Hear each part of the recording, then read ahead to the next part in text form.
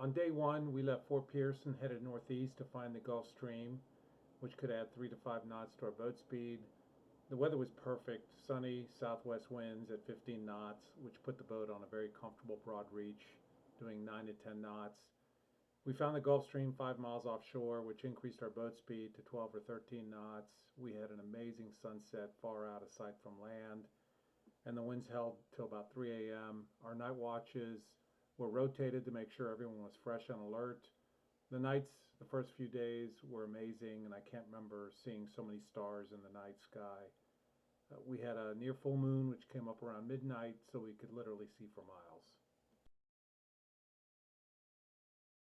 We woke up to an awesome sunrise. Our boat speed was a fast 11 to 14 knots. The water was a gorgeous deep blue, amazing clarity, and schools of flying fish were everywhere. Night watch was a little unnerving with lightning off in the distance.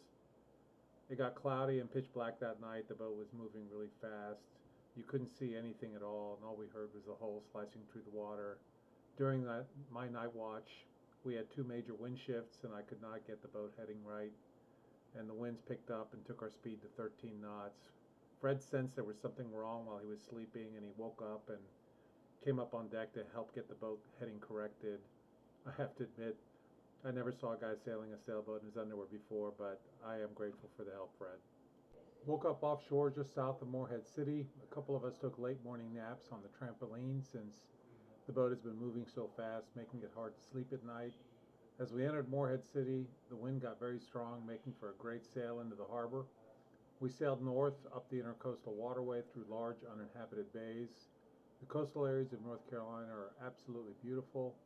That night we docked at Belle Harbor, North Carolina, which is a very quaint little town. The owner of the marina was super nice and made recommendations for a restaurant and even drove us there in his Jaguar.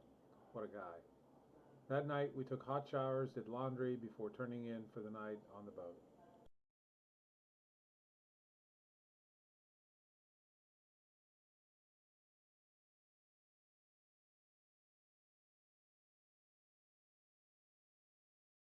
Woke up at 5:30 a.m. and hung out for a while, and then walked downtown for breakfast at a local bakery. After breakfast, we refilled the water tanks and pushed off at 9 a.m. for a day of navigating the long intercoastal route. There were a few large bays we could sail in, otherwise it was kind of a lazy day. We sailed west of Kitty Hawk on the Outer Banks and worked our way to the Alligator River, where we stayed at the Alligator River Marina. We left Alligator River Marina on a wet, cold, rainy morning, and temperatures were dropping. We had very strong winds and the bays had plenty of room to sail. We passed through a very long, narrow canal for almost 30 miles, where Steve ran aground after getting too close to shore. I think I think Steve and Fred ran aground twice on the trip, while Brian and I managed to keep the boat afloat whenever we were at the helm. Sorry, Steve, had to get that in there. As we entered and approached Norfolk, we were boarded by 5 members of the Coast Guard and the Border Patrol. All of them had guns and backpacks, and we had no idea what was in the backpacks. They were very friendly and were amazed at the trip that we were taking. A couple of them even wanted to join us. After some friendly banter, one of them asked if they could search the boat for drugs, contraband, and anything else they could find. They asked everybody for their driver's license, but oddly enough, they asked me for my passport. That was an interesting request, but I didn't have one. We got to Norfolk and made the call to spend 2 nights in Norfolk and not sail that day due to dangerous weather conditions.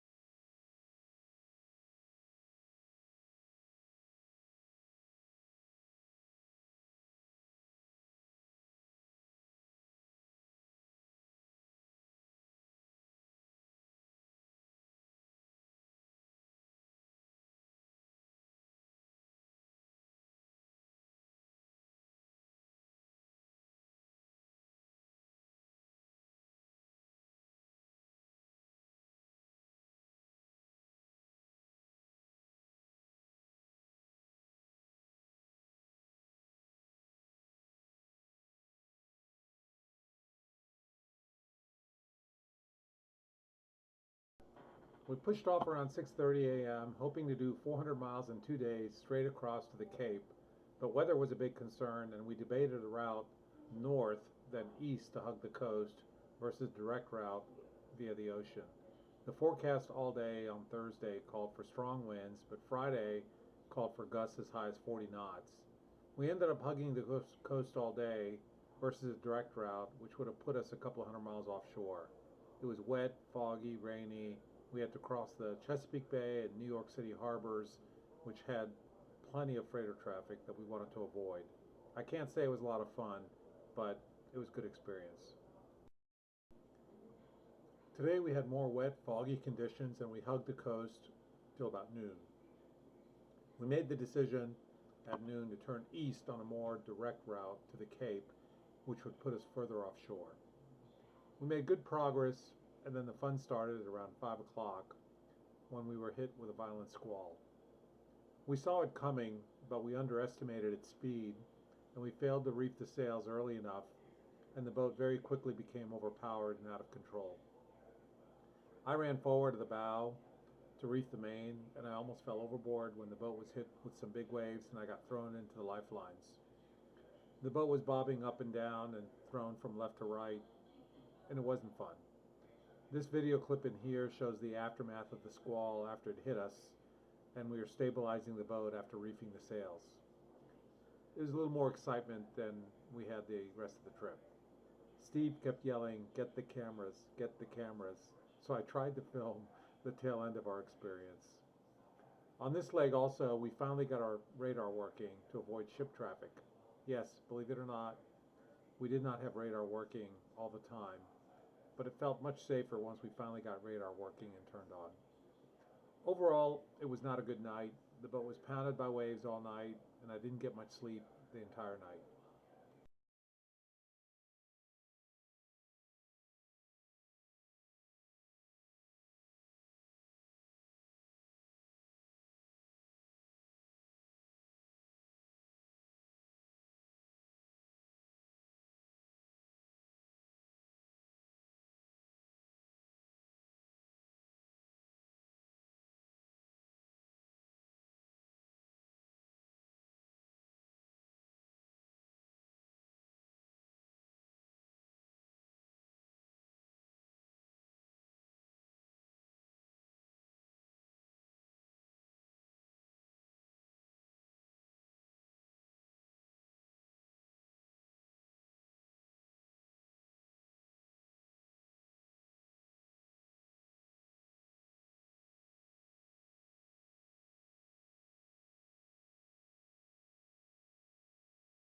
On our final day, we came across about 10 freighters.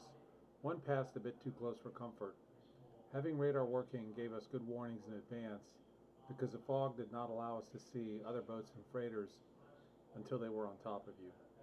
Once we approached and arrived at Martha's Vineyard in the evening, the fog finally lifted and we finally had good visibility to make our final run into our home port around midnight. Overall, this was a fun trip and really helped me build confidence and sailing experience. I would do another trip like this in a heartbeat, but now that I know more, there are definitely things that I would do different.